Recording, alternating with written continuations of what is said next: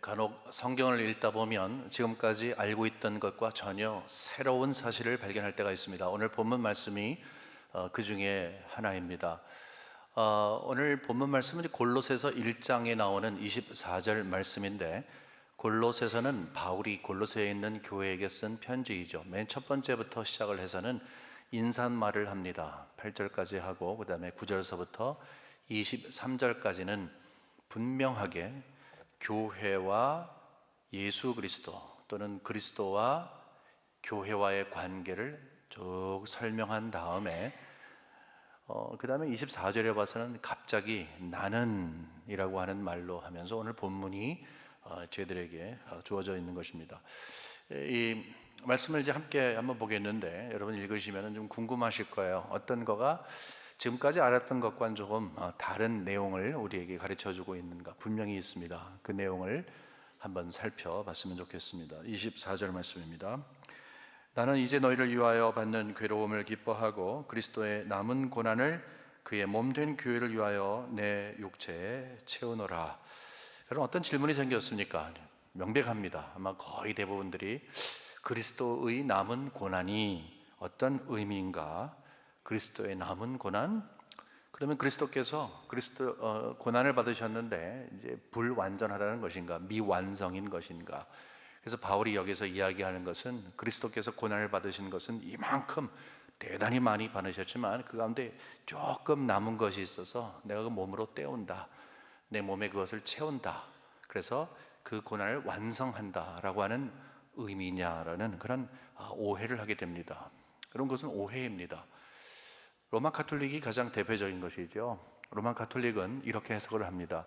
그리스도께서 고난을 받으신 것은 사실이다. 십자가에서 엄청난 고난을 받으신 것 사실인데 그 가운데 요만큼 남은 것이 있다. 그것은 교회가 채운다. 교회는 바로 성도들이 채워야 한다. 그래서 고행을 하고 최선을 다해서 행위를 통해서 구원을 얻고 하는 일들, 그것이 바로 우리가 할 일이다. 이렇게 이야기를 하고 있는 것입니다.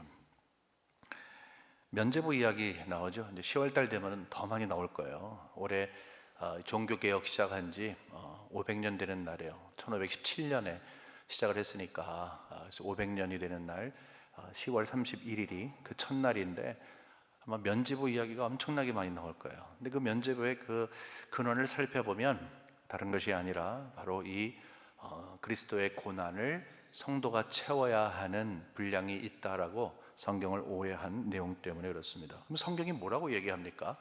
우리가 지금까지 들어서 알고 배우고 있는 것은 뭐예요? 예수님께서 십자가에서 달려 돌아가시면서 마지막으로 하신 말씀 기억하시죠? 다 이루었다. 여러분, 다 이루었다라고 하는 그 말의 의미가 뭔 줄 아시잖아요. 완성했다는 거죠. 구원을 완성한 거예요. 예수님은 저 하늘에서 이 땅에 내려오셔서 정말 힘든 삶을 사시고 3년의 공생에 마치시고 십자가에 달려 돌아가셨는데 그 구원을 완성하시기 위해서 고난을 받으셔야 됐던 거죠. 그러니까 고난을 통과하고 고난을 완성한 것은 곧 하나님께서 예수님을 통해서 세워놓으신 그 구속의 역사, 구원의 역사를 완성하시는 거였어요. 그러니까 이제는 더 이상 구원을 위한 고난은 없다라고 하는 의미에서의 선언이죠. 다 이루었다. 내가 구원을 이루었다. 고난을 완성했다. 고난을 통해서 구원을 이제 완성했다. 이 말씀을 하고 있는 거예요. 우리는 끊임없이 들어왔어요. 예수님을 믿은 처음서부터 십자가의 은혜는, 그 사랑은 100% 하나님께서 우리에게 주신, 거저 주시는 선물입니다. 들었습니다. 100% 완성된 구원을, 고난을 통과하시며 고난을 완성하시며 이루신 그 놀라우신 복음의 은혜, 그것을 선물로 우리에게 주신 것입니다.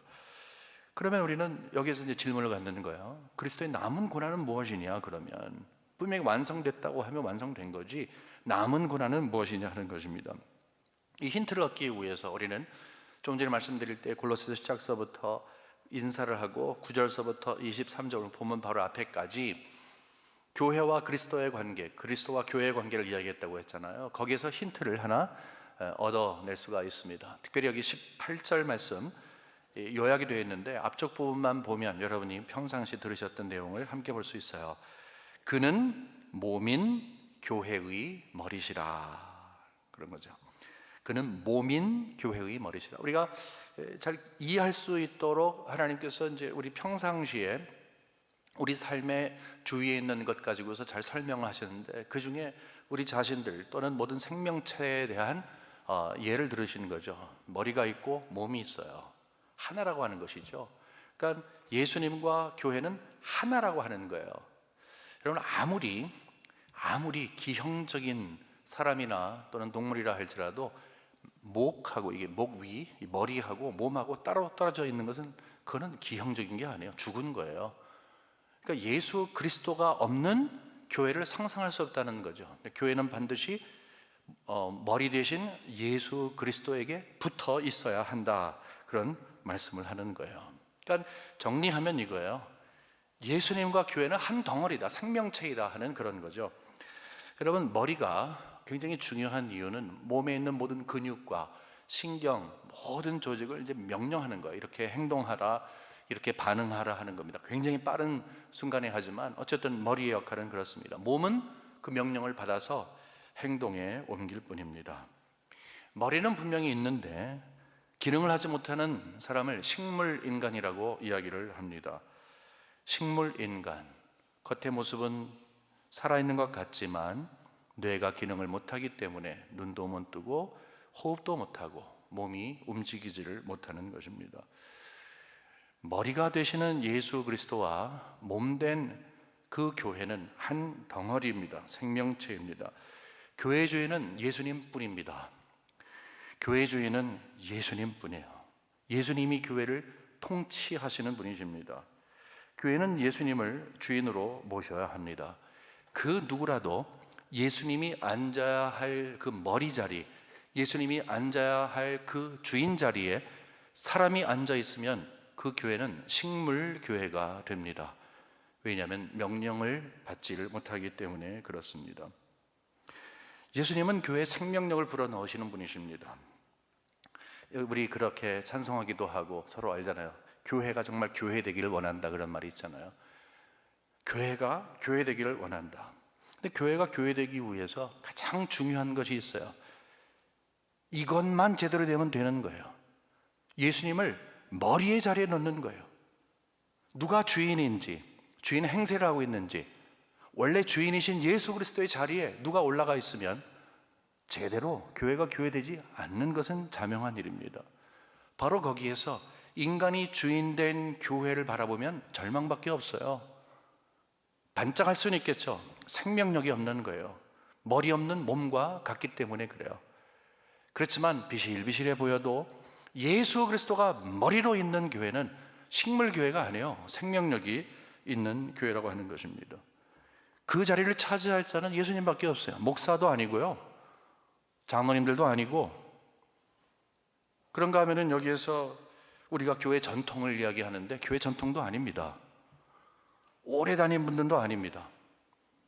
재력을 대단히 많이 갖고 있는 분이나 많이 배운 분이나 사회에서 덕망을 얻는 그런 분들도 아닙니다. 우리가 생각을 하기에 신앙을 굉장히 돈독한 신앙을 갖고 있는 그런 분들도 아니에요. 저분 정도라면 교회 머리가 되고 주인이 되는 거, 그런 거 없습니다. 교회의 머리는, 주인은 예수님밖에 없는 거예요. 거기에 생명을 거르는 거예요. 만일에 예수 아닌 다른 것이 있으면 그 위치를 교정하는 것, 그것이 교회가 교회되게 하는 첫 번째 길인 것입니다. 교회는 예수님만이 통치를 해야 하는 것이에요. 지금까지 설명드린 것은 예수님과 교회와의 관계를 이야기했는데, 사실은 어떤 말씀을 드리려고 했냐면, 그리스도의 몸된 교회를 위해서 그 고난을, 남은 고난을 채우는 것이 무엇인가 하는 것을 설명드리기 위해서 그랬어요. 근데 중요하니까 이 말씀을 드렸어요. 왜냐하면 그리스도가 구원을 완성하셨어요. 그렇죠? 고난을 통해서 구원을 완성하셨는데 그 완성된 구원을 교회에 선물로 주셨어요. 근데 그분이 주인이세요. 그러면 예수님이 교회는 이래야 된다라고 디자인을 갖고 계시는 거예요. 예수님이 꿈이 있는 거예요.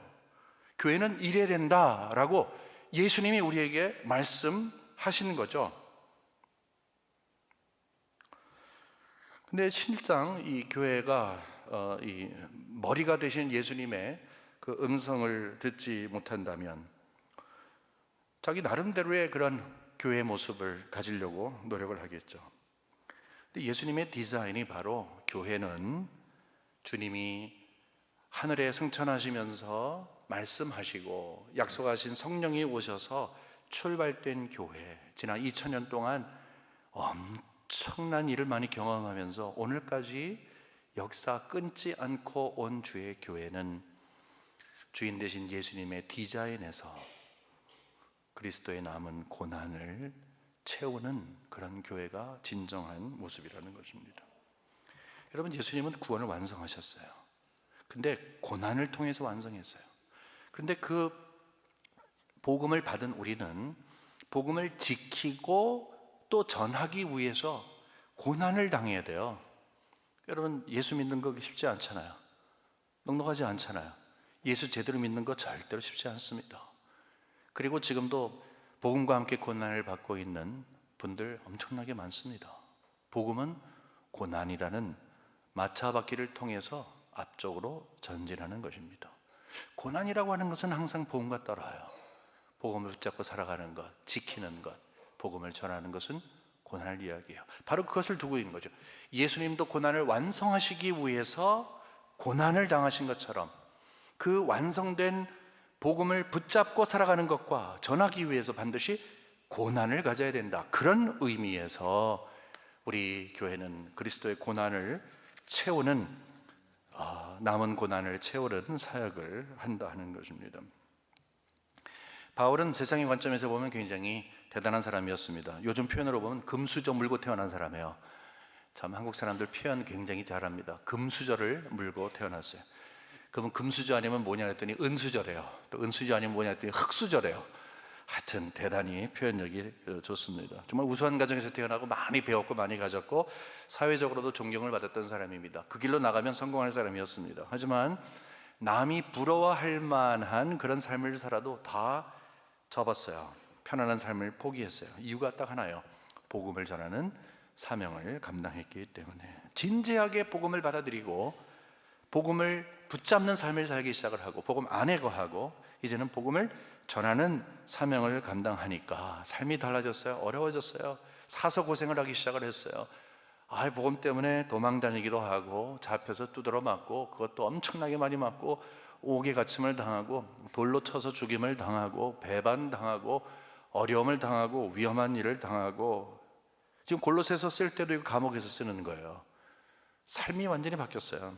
엄청나게 고생을 하고 있었어요. 그러나 놀라운 것은 뭐냐 하면 그렇게 고생을 하게 되면은 한숨 소리가 나고 죽겠다 뭐 그런 말이 있어야 되지만 도리어 그 마음이 굉장히 저들에게 충격적으로 다가옵니다. 다시 한번 우리 본문인 24절을 보면 이렇게 기록이 되어 있어요. 나는 이제 너희를 위하여 받는 괴로움을 기뻐하고 그리스도의 남은 고난을 그의 몸된 교회를 위하여 내가 육체에 채우노라. 너희를 위하여는 바로 교회를 위한 거예요. 교회는 바로 주의 백성들을 위한 것이죠. 내가 이제 복음을 받은 자로서 복음을 전하는데 이 가운데 고난을 당할 수밖에 없지만 예수님을 생각을 하니까 너무너무 기쁜 거예요. 예수님이 고난을 완성하시면서 복음을 완성하시면서 구원을 완성하시면서 고난을 받으신 것처럼 교회를 향해서 복음을 제대로 믿고 복음을 전하려면 고난을 받아야 된다고 하는데 내가 지금 고난을 받고 있는 거예요. 그러니까 내가 예수님을 제대로 믿고 있다고 생각하는 거예요. 거기서 기쁜 거예요. 끌어안으시고 사랑하시는 주님을 만나게 된 거예요. 절대로 강한 맷집을 가져서 아무리 두드러 맞아도 아프지 않거나 아니면 머릿속에 들은 게 없거나 그런 사람 아닙니다. 아니면 자학하고 자기를 막 아파하는 것을 기뻐하는 이상한 성격의 소유자도 아닙니다. 아픈 건 아픈 거예요. 괴로운 건 괴로운 거예요. 외로운 거는 외로운 거예요. 힘든 거는 힘든 거예요. 그렇지만 다른 게 있었다는 거예요. 엄청나게 다른 게 있었다는 거예요. 예수님의 남은 고난에 내 몸에서 채운다고 하는 그 사실 하나만으로도 너무 기쁜 거예요. 내가 예수님과 연관이 있다는 이 사실을 확인받을 수가 있다는 거예요. 단지 바울은 자기에게 주어진 복음 사명을 감당하기 위해서 그 사명감 하나로만 그 일을 한 것이 아닙니다. 자기가 경험하는 고난이 주님께서 세워놓은 교회를 향한 계획이기 때문에 그것을 기쁘게 받았습니다. 잘 참아냈습니다. 놀라운 것은 바울이 이런 환경 가운데에서 예수님이 고난을 받으셨으니 나도 고난을 받는다 라고 하는 생각에 머물러 있지를 않았다는 거예요. 그 기쁨은 내가 고난을 받을 때에 주님도 함께 고난을 받는다라는 생각을 함께 겸했던 거예요. 잘 보세요. 주님이 고난을 받았으니 나도 고난을 받는다. 그런데 한 가지 더 하는 것은 내가 고난을 받을 때 주도 함께 고난을 받으신다. 왜요? 하나니까. 머리와 몸은 한 덩어리 아니에요. 생명체 아니에요. 머리가 아픈 몸이 아픈 거, 몸이 아픈 머리가 아픈 거죠. 바울이 예수님을 제대로 믿기 전에 교회를 핍박했던 사람이었었어요. 굉장히 못된 사람이었었어요. 근데 다메섹에 가는 길에서 예수님을 만났어요. 사도행전에 보게 되면 이 충격적인 사건 3번이나 기록하고 있어요. 거기 공통분모가 뭐예요? 예수님께서 만났는데 하시는 말씀이 뭐냐면 사울아 사울아. 바울의 전 이야기가 사울이거든요. 성경에 기록되어 있는 사울아 사울아 바울아 바울아 내가 왜 나를 핍박하느냐, 왜 나를 핍박하느냐 얘기했어요. 말이 안 되는 이야기예요. 바울은 한 번도 예수님을 만난 적이 없어요. 한 번도 만난 적이 없어요. 예수님 십자가에 달려 돌아가실 때 못 박는 사람 근처에도 없었어요. 예수님하고 관계가 전혀 없어요. 근데 왜 나를 핍박하느냐, 왜 그래요? 몸된 주의 교회가 핍박을 받으면 머리 되신 주님이 함께 아파하는 거예요. 그 사실이 마음속에 믿어지니까, 이 충격적인 사건이 마음속에 믿어지니까 그냥 가만히 못 있는 거예요. 고난을 받는 거, 내가 주를 위해서 고난 받는 거야. 내가 고난 받는 거 주님이 다 아파하셔. 주님이 다 하셔. 내가 흘리는 눈물 주님이 다 하셔. 내가 복음 때문에 아파하는 거 주님이 다 하셔. 거기에서 그냥 위로를 받는 거예요. 주님이 주시는 위로 외에 우리가 어떤 것으로 진정한 위로를 받겠어요? 지난주에 제가 교회는 건물이 아니라 사람이라고, 구원을 받은 성도라고 이야기했어요. 세상에 있는 사람들을 불러서 에클레시아, 부르심을 받은 공동체다 이렇게 이야기를 했어요. 근데 주중에 어떤 분과 이제 대화를 하는데 캐주얼하게 대화가 하는데, 목사님 그 지난 주일날 설교에 좀 오해가 될 만한 내용이 있네요. 그래서 뭐예요? 그랬더니 좀 걱정스러워서요. 요즘에 집에서 그냥 인터넷 보면서 예배드리는 사람들이 있는 것 같은데, 그냥 부르심을 받은 자가 교회라고 한다면 함께 모여서 드리는 예배에 오지 않고 혹시 그럴 수가 있는 거 아니겠어요? 그래서 제가 공감했어요. 예, 그렇습니다. 이번 주일날 제가 그 말씀을 드리려고 했는데 미리 말씀해 주셔서 감사합니다. 이렇게 말씀을 드렸어요. 사실은요, 요즘만 하더라도 그 열린 예배, 구도자 예배, 뭐 악기를 어떤 걸 쓰느냐, 전통적인 예배와 이 열린 예배를 이제 대조하면서 각 교회마다 몸살을 앓고 그 다음에 어느 정도 적응해 나가는 것을 여러분이 잘 아실 것입니다. 근데 예전에는 열린 예배가 이슈였다고 한다면 이제는 어떤 게 이슈냐면 사이버 교회가 이슈가 될 거예요. 지금도 이미 되고 있어요. 왜냐하면 이제 교회 등록을 하는 것은요, 클릭해갖고 하는 거예요. 인터넷에서. 그래갖고 사이버 교회가 있어요. 그러면 클릭하면 거기 교회 명단이 올려지는 거예요. 그러면 주일날 아침 아니면 무슨 모임 때마다 그냥 컴퓨터 앞에서 예배를 드리는 거예요. 그리고 헌금하는 것은 크레딧 카드로 그냥 보내게 되는 거예요. 그리고 예배 드리는 거예요. 이 사이버 교회가 앞으로 기승을 부릴 겁니다. 여러분 조심하세요.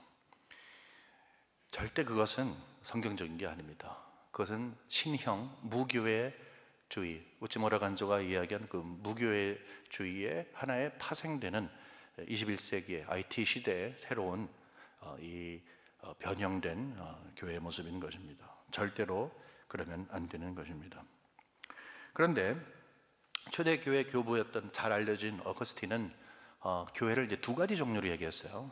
지난주일날 말씀드린 그런 교회와 또 그렇지 아니하는 우리가 익숙해 있는 교회 2가지를 다 얘기했어요. 근데 그것을 좀 어려운 말로 visible church, invisible church 이런 식으로 구분을 합니다. individual church 먼저 얘기하면 이제 invisible, 이 보이지 않는다는 그런 거죠. 이 비가시적인 교회라는 그런 의미예요. 그것이 뭐냐면 예수님을 믿은 모든 사람들이 다 구원을 받아서 한 공동체를 이루는, 아주 첫 번째부터 창세기부터 요한계시록 마지막 때까지, 예수님이 재림하실 때까지 모든 예수님을 믿는 공동체를 이제 교회라고 이야기해요. 이 교회는 지상에서 이미 죽은 사람도 있고 앞으로 죽을 사람도 있지만 모두가 다 천국에 가서 살 사람들이에요. 그 사람들을 이 invisible church, 이 비가시적인 교회라 이렇게 얘기를 하는 거예요. 그 반대가 되는 개념이 뭐냐면 가시적인 교회, visible church. 이것은 이제 보이는 교회, 이 지역 교회를 이야기합니다. 필라델피아에도 여러 교회들이 있지 않습니까? 한인록 보게 되면은 뭐 교회가 굉장히 많습니다. 뭐 뉴욕은 더 많고 LA는 더 많고 뭐 한국은 엄청나게 많고 이 교회들이 있잖아요. 그 교회들이 왜 필요합니까? 주님께서 구원을 받은 자들을 한 공동체로 묶어 놓으셨지만 어떤 나라에서 그 시대에 그 지역에서 함께 모여서 예배드리고 친교하고 무엇보다도 양육받고 하는 그 일들을 위해서 하나님 아버지가 계시면은 교회 어머니로서의 역할을 감당하기 위해서 교회를 세우신 것입니다. 교회는 어머니와 같은 곳이에요. 예수를 믿은 사람은 아직 베이비 같은데 어머니가 그 자녀를 위해서 기저귀 갈고 또 음식 먹이고 결국 그래서 이제 훌륭한 사람이 되고 튼튼한 건강한 자녀로 자라날 수 있는 한 것처럼 이제 교회 역할이 바로 그런 것이다. 출발점은 예수 그리스도의 구원이지만, 그 십자가의 은혜이지만 그 다음에 교회를 통해서 해야 할 일이 바로 그런 것이다. 이렇게 이야기를 한 것입니다. 그런데 이 비가시적인 교회가 아닌 이 로컬 처치, 우리 연합교회도 이제 이 가시적인 교회, 지역 교회 중에 하나가 아니겠습니까? 근데 이 교회 안에는 예수님을 믿는 사람과 예수님을 믿지 않는 사람이 동시에 이곳에 있다 하는 것을 성경이 얘기를 하고 있는 거예요. 이제 알곡과 가라지를 우리가 마태복음 13장에서 이제 그 비유로 보게 되는데, 밭이 있어요. 분명히 그런 논도 아니고 광야도 아니에요. 밭이 있는데 거기 보면 이제 이 열매를 맺는 그런 곡식이 있는가 하면 도리어 그것을 방해하는 그런 것도 있다. 그래서 이 두 가지가 있다. 반드시 필요한 것이 있고 불필요한 것이 있다, 이 얘기를 하는 거. 그것을 이제 구체적으로 이야기하면은 교회 안에는 예수님을 제대로 믿는 사람이 있고 아직 믿지 아니하는 사람이 있다는 거예요. 여러분, 가장 중요한 선교지, 가장 중요한 전도지는 바로 교회 안에요. 그러면 누가 가라지고 누가 알곡입니까? 그것은 우리가 말할 수가 없는 거예요. 여러분 자신이 아는 거예요. 하나님과의 관계 가운데 아는 거예요. 그것은 누가 이야기할 거가 아무것도 없는 거예요.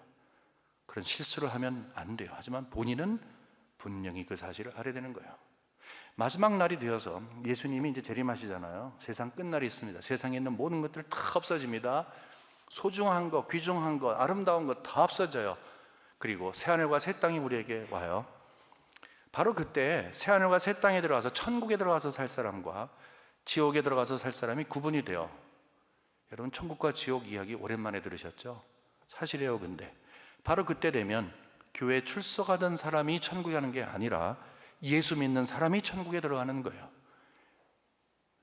근데 문제는 뭐냐면 이 비가시적인 교회가 아닌 가시적인 교회, 로컬 처치, 이 교회에서 예수를 믿는 사람과 믿지 아니하는 사람 함께 모여서 있다 보니까 여러 가지 일들이 있는 거예요. 그 가운데서 가장 중요한 게 뭐냐면, 예수를 제대로 믿으면 교회의 머리 대신 그분이 예수님이시고 주인은 주님밖에 없다는 사실을 알고 그분의 말씀으로 말씀하는 그 명령에 의해서 움직일 텐데, 예수를 제대로 믿지 않는 사람이 교회 안에 특별히 중요한 위치에 있게 되면 그때서부터 교회는 식물교회가 되는 거예요. 가장 중요한 것은 예수님과 교회의 관계 가운데, 그리고 예수님이 왜 교회를 세우셨고 이 땅에 교회를 세우신 이유가 무엇인가 하는 그 사실에 대해서 너무너무 다른 생각을 갖고 있는 거예요. 너무너무 달라도 보통 다른 생각을 갖고 있는 게 아니에요. 예수님이 디자인하시고 하나님께서 이 땅에 교회를 세우신 목적이 분명히 있는데 그것과 전혀 상관없는 것을 목숨을 걸고 이루려고 노력을 하고 있는 거예요. 여러분 잘 들어보시고 생각을 해보세요.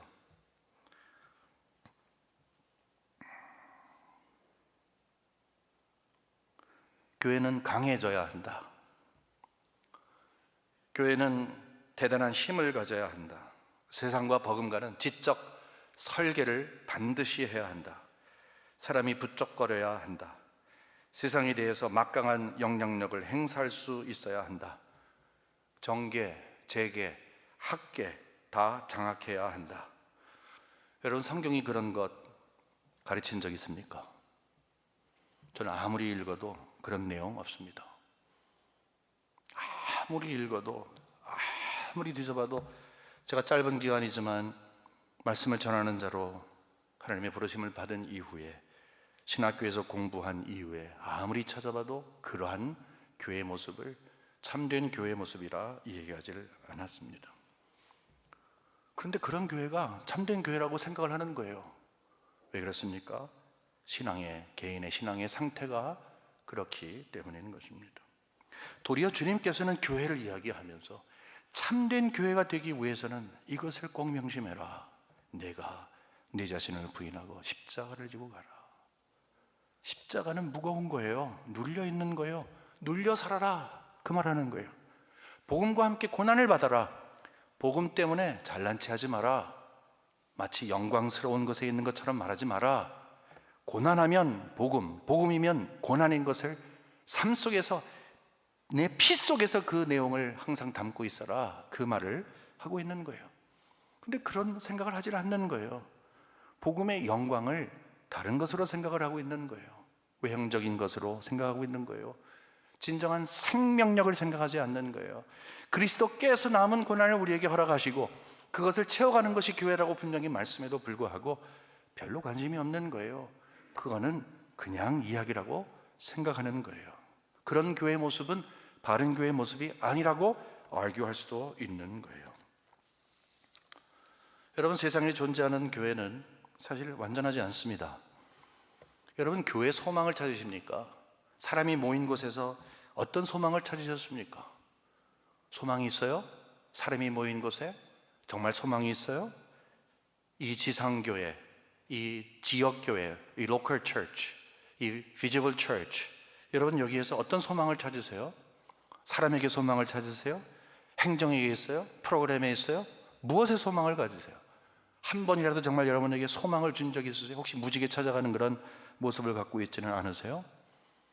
정말로 소망을 경험한 적이 있습니까? 없는 소망을 찾고 있지는 않습니까?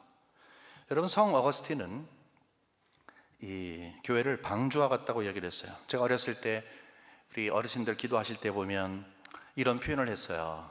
구원의 방주에 저희들이 올라타고, 그런 말을 했어요. 그리고 구원을 외치는 나팔이 되어서 뭐 그런 표현을 했어요. 그 표현을 받으면 어떤 생각을 하냐면 막 물이 막 홍수가 나고 난리가 나는데 거기에 동동동동 이 방주가 막 떠내려가는 그런 생각을 갖는 거예요. 그림이 그려지는 거예요. 아, 그러니까 저 방주만 타기만 하면 사는 것이구나. 그러니까 교회는 들어가기만 하면, 교회 출석하기만 하면 자동적으로 천국에 가는구나, 그런 생각을 했습니다. 그것과 유사한 것이 구원 열차 올라타고서 하늘나라 가지요 뿌뿌 하는 그거예요. 근데 그것을 맞는 말이에요, 원래 구원 열차를 타면. 근데 구원 열차를 교회라고 잘못 생각할 수가 있습니다. 어거스틴이 교회는 방주와 같다고 이야기할 때 의미는 우리가 생각하는 것과 전혀 다릅니다. 여러분, 랭캐스터에 있는 밀레니엄 극장에서 혹시 노아의 방주라는 성극을 관람한 적이 있는지 모르겠습니다. 저는 참 오랜만에 맨 처음에 나왔을 때 거기 가서 본 적이 있습니다. 어떠냐면요, 딱 앉아있으면 엄청나게 수천 석의 이 시트가 있는데 엄청나게 큰 극장이에요. 뭐 요만한 극장이 아니라 정말 엄청나게 큰데 거기에 앞쪽에 무대를 이렇게 만들어서 마치 노아의 방주 안에서 바깥 앞쪽 뾰족한 곳을 바라보는 듯한 그런 무대 장치를 하는 거예요. 그러니까 앉아있으면 앞으로 쭉 가는 듯한 느낌이 있는 거예요. 근데 앞쪽에 이렇게 좌우로 높은 곳까지 동물들을 뭐 엄청나게 많이 했어요. 인형도 있지만 직접 살아있는 그런 동물을 거기다 갖다 놓고 해서 엄청 대단히 훌륭한 그런 연극이라 생각을 했습니다. 노아의 방주 안에는 많은 짐승들이 있었습니다. 이 어거스틴은 그것을 생각하면서 기록하는 거예요. 여러분, 세상에 모든 동물을 암수, 쌍으로 해서 거기다 넣었어요. 그러면 거기에는 코끼리 같이 큰 짐승, 엄청난 큰 짐승도 있고 뭐 다람쥐 같이 작은 것도 있겠죠. 근데 큰 것이든 작은 것이든 먹으면 실례를 하잖아요. 뒤로 나오는 게 있잖아요. 여러분, 대변이 나오면 거기에서 냄새가 얼마나 참 구립니까?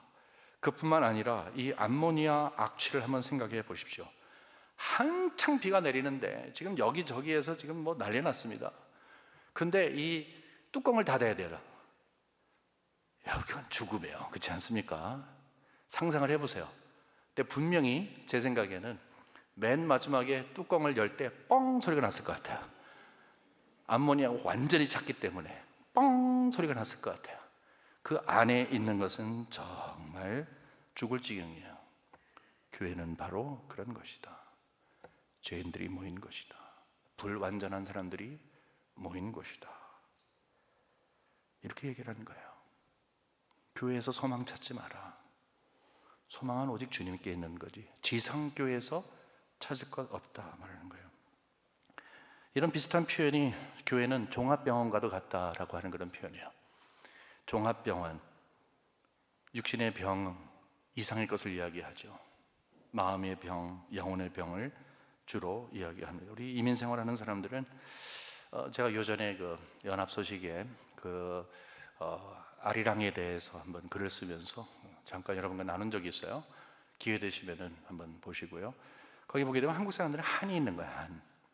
그래서 이제 한국학을 공부하는 사람들도 이제 한국의 특정한 한국인의 특정한 것을 이야기하면서 HAN 또는 HAHN, 그래서 한 주로 이제 HAN이라고 하는데 한을 이야기합니다. 한국 사람만 갖고 있는 거 설명이 안 돼요. 한이 뭐냐고 물으면 설명이 안 돼요. 그 마음속에 갖고 있는 그 무엇인가 그거를 이야기하는 거예요. 아리랑으로 잘 표현이 되는 것이죠. 근데 이민 와서 사는 사람들은 이제 이민자의 아픔과 서러움과 고독이 합쳐져 가지고 또 다른 형태의 한이 있는 거예요. 여러분, 여기에 사는 우리 흑인들도 이제 한이 있는 거 아시죠? 그런 것처럼 우리는 한인이기 때문에 한이 있고 미국에 살면서 한이 있는 거예요. 이것이 마음에 자리 잡고 있습니다. 뭐예요? 우리는 완전한 사람들이 아니에요. 불완전한 사람들이 그냥 은혜로 모여서 여기에 살아가는 거예요. 제가 신학교에 88년도에부터 시작을 했는데 담임 목회하기 전에 세 교회에서 부교역자 생활을 했습니다. 전도사로 시작을 해서 또 부목사 또 이까지 세 교회에서 담임 목사하기 전에 그렇게 섬겼어요. 그 중에서 두 교회에 대한 말씀을 나눌게요. 한 교회는 이 필라델피아에 있는 교회인데 여러분 아시면 아실 교회예요. 교회가 없어져 버렸어요. 교회가 없어져 버렸어요. 건물조차 없어져 버렸어요. 지금 지나갈 때 보게 되면 연립주택이 들어가 있어요. 교회가 없어져 버렸어요.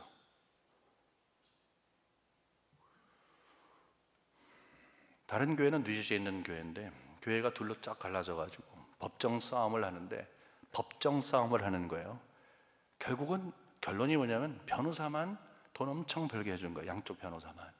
한쪽에서는 교회 헌금 박박 긁어 모아서 특별 헌금까지 하면서 변호사 갖다 주면서 싸우려고 하고, 다른 한쪽에서는 헌금하지 마라, 이런 교회 무슨 헌금하냐.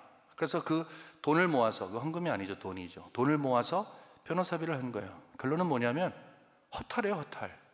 아무것도 이런 게 없어요. 얻은 게 뭐가 있어요? 교회는 흩어졌지, 주위에 있는 사람들 저게 교회야 하면서 교회에 대한 손가락질 시작을 했지. 전도의 문을 막는데 큰 공을 세운 것밖에 없어요. 왜 그래요? 교회의 진정한 모습에 대한 이해를 갖지 못했기 때문에 그래요. 힘을 가지려고 했기 때문에 그래요. 무엇인가를 취하려고 했기 때문에 그래요. 그리스도께서 디자인하시는 머리가 되시는 그분께서 말씀하시는 그 모습으로 서 있었으면 아무런 문제가 없을 정말 좋은 교회들인데 그러한 아픔을 경험한 거예요. 간혹 지난날을 돌아보면서 하나님께서 우리 교회를 사용하여 주시고 도구로 사용하여 주시고 라고 하는 아주 미화된 그런 기도를 드릴 때가 있습니다. 저도 마찬가지예요. 어느 교회 가도 그런 기도가 들려요. 옛날에 지난 것은요 다 괜찮은 것처럼 생각하는 거예요. 옛날 거는 다 괜찮아. 여러분 그렇습니까? 저희 교회가 49년이나 됐는데 저희 교회 항상 하나님의 영광의 도구로 쓰임을 받았습니까? 괜찮았어요 우리 교회? 여러분 여기서 10년, 20년, 40년 되신 분 계시죠? 저에게는 아무런 문제 없이 항상 평화롭고 정말로 지상교회 가장 이상적이고 우리 교회 안에서 소망을 낼 수 있는 그런 교회로 있었습니까? 이민교회 모두가 다 이 지상교회는, 또 한국에 있는 교회도 소수교회를 빼놓고 사실은 몸살을 앓고 있는 형편이에요. 사람이 모인 곳이니까 분열이 되죠. 다툼이 있는 거예요. 한 가지 이슈를 앞에 두고 기도하며 함께 엎드리지 못하고 서로가 의견을 함께 나누는 사람들끼리 합쳐서 갈등을 노리고 힘 대결을 하는, 서로 등지는 경우가 있지는 않았습니까? 특정한 인물을 마녀사냥하면서 그것이 주의 뜻이라고 생각하는 위험한 일은 하지는 않았습니까? 직분자를 뽑는 과정 속에 생겨지는 그 홍역 때문에 여러분들 곤란을 겪지는 않았습니까? 이것은 지상교회, 이 교회, 우리 교회뿐만이 아니라 이 지상교회가 완전하지 않기 때문에 생겨난 여러 가지 일들이에요. 여러분이 알고 계시는 것은 아주 극소수이고 별별 일이 다 있는 것이 지상교회예요. 우리 교회도 예외가 아닙니다. 미화해서 과거를 숨기려 할 수가 없는 것입니다. 하지만 분명한 것은 뭐냐 하면, 그럼에도 불구하고 주님께서는 아직도 교회에 대한 소망을 갖고 계세요. 그 유일한 소망은 우리 그리스도이세요. 교회는 그리스도께서 고난을 통해서 완성하신 그 모습, 그 복음을 우리에게 선물로 주셨기에 이제는 여기에 그리스도를 믿는 자들은 그 복음을 붙잡고 살고 복음에 이끌려서 사는 것에 대해서 승부를 걸고 이제 복음을 전하는 일, 이 두 가지 일에 최선을 다하면서 부족하지만 쓰임을 받는 그것이 곧 진정한 교회 모습이라는 거예요. 아직도 교회는 이래야 돼라고 생각하는 분이 계시면 주님 앞에 내려놓으셔야 되는 거예요. 교회 머리 대신 그분께서 말씀하시는데, 내가 주인 대신 예수님의 위치에 올라가서 이야기하면 식물교회 되는 거예요. 교회가 살아나기 위해서는, 교회가 정말 진정으로 생명을 갖기 위해서는 이거밖에 없는 거예요. 그리스도의 남은 고난을 내 몸에 채우는, 내 몸에 그리스도의 남은 고난을 채우는 이 사명을 감당하기 위해서 수고를 아끼지 아니하는 내 모습이 과연 있는가? 그것이 중요한 거예요. 우리 교회는 49살이 됐습니다. 긴 세월이죠. 저는 이번 주 말씀을 준비하면서 이런 묵상을 했어요. 야, 정말 49년 짧은 세월이 아닌데 다른 분들에게 우리 교회 49년 됐다 그러면은 엄청나게 깜짝 놀라요. 제가 6대 담임 목사이니까 평균적으로 보면 6, 8, 2, 48, 한 6년에 한 번씩, 8년에 한 번씩 담임 목사가 새롭게 온 그런 교회예요. 그럼에도 불구하고 주님께서 이 교회를 지금까지 지켜주셨어요. 얼마나 감사한 일인지 몰라요. 우리 교회 맨 첫 번째부터 정말로 최선을 다해서 섬기시는 분들, 그분들을 생각했어요. 야, 대단하다. 여기에서 평생토록 젊었을 때부터 모든 것을 올인하신 분들이 있어요.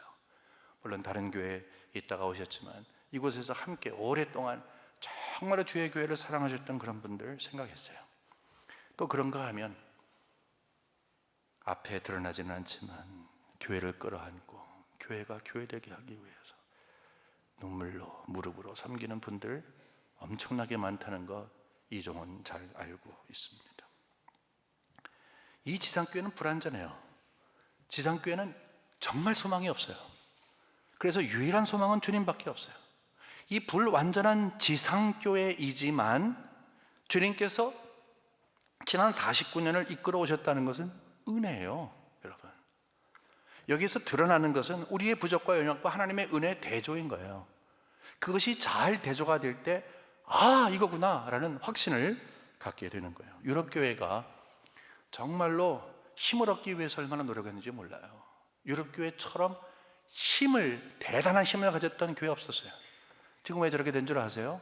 답이 바로 여기 있는 거예요. 교회가 교회답지 않았기 때문에 그래요. 뭐예요? 머리 대신 그분께서 디자인하는 복음과 함께 고난을 받았던 초대교회의 모습처럼 그 진정한 모습, 그 순결한 모습이 그곳에 없었기 때문에 그래요. 그러니까 복음에 붙잡히지도 않고 복음을 붙잡지도 않고 결국은 힘이 없는 식물교회가 된 거예요. 이제 우리는 좀 집중해야 할 때가 됐습니다. 주님께서 지역교회를 여기에 세우신 이유가 있어요. 그것은 누가 이야기하는 것이 아니라 주인 되신 그분이 말씀하셔야 돼요. 그리스도의 남은 고난을 채워야 돼요. 놀라운 것은 뭐냐 하면요, 고린도 후서 12장 9절에 보면 바울이 이런 아름다운 고백을 해요. 여러분, 이것이 여러분과 저의 고백이 됐으면 좋겠어요. 나에게 이르시기를 내 은혜가 내게 족하도다. 이는 내 능력이 약한 데서 온전하여 짐이라 하신지라. 그러므로 도리어 크게 기뻐함으로 나의 여러 약한 것들에 대하여 자랑하리니 이는 그리스도의 능력이 내게 머물게 하려 함이라. 아마 바울은 제일 처음에 사명감 갖고 이 일을 시작했을 거예요. 내가 다 좋은 거 배설물로 여기고 내가 주를 위해서 뛰겠다. 근데 시간을 지나다 보니까 그 복음이 나를 붙잡고 있는 것을 표현하는 거예요. 복음은 전하는 데 목적이 있는 게 아니라 복음은 나를 붙잡는 거예요. 나를 변화시키고 나를 성도답게 하는 거예요. 그것에 첫 번째 기인이 있다는 걸 아는 거예요. 아, 이거구나. 그리고 그것이 자연스럽게 바깥으로 드러나게 되는 것이죠. 근데 어떤 모습이에요? 나의 약함을 통해 하나님의 강함을 드러내신다. 여기에 놀라운 원리가 있는 거예요. 강한 모습을 추구하면, 강한 모습을 자랑하면 교회 자체의 영광을, 그리스도께서 입으실 그 영광의 옷을 베껴서 내가 입으면 그리스도는 등 돌리는 거예요. 무슨 소용이 있겠어요? 주님이 필요 없는데. 내가 연약하고 작아지고 없어지고 정말로 내 위치를 제대로 지키면 주님께서 불쌍히 여기사 그의 능력을 우리에게 드러내시는 거죠. 똑똑한 사람 많고 많이 아는 사람 많고 목소리 큰 사람 많은 식물교회는 이런 일이 절대 없습니다. 약한 사람들, 그리스도 안에서 약한 사람들, 약한 것을 자랑할 수 있는 사람들, 아무리 봐도 부족한 것 투성이인 사람들, 그런 사람들이 모여서 강하신 능력자 되신 전능하신 모든 것을 아시는 그분이 바로 우리의 모든 것입니다 라고 함께 공유하며 그분에게 자리를 내어드릴 때 식물교회가 아닌 생명력을 가진 교회가 되는 거예요. 내년에 우리 50주년을 맞습니다. 교회의 행방은 하나밖에 없어요. 예수님을 주인으로 모시는가, 주인 대신 예수님이 디자인하고 있는 교회로 서 있는가. 다시 말해서 예수님 아닌 다른 주인이 주인 행세를 하는가, 큰 목소리가 주인 행세를 하는가, 아니면 그분이 진정 주인으로 모셔지고 그러기 때문에 남은 고난을 받는 것을 기뻐하는가. 우리 약함이 하나님의 강함의 증거입니다. 우리는 십자가를 지는 사람들입니다. 복음과 함께 고난을 받는 교회입니다. 그리스도의 남은 고난을 나에게 채우기 위해서 복음을 붙잡고 붙잡히고 전하는 것이 우리의 사명입니다. 거룩한 부담 함께 공유하시는, 고민하시는 여러분과 제가 되기를 주님의 이름으로 간절히 축원합니다.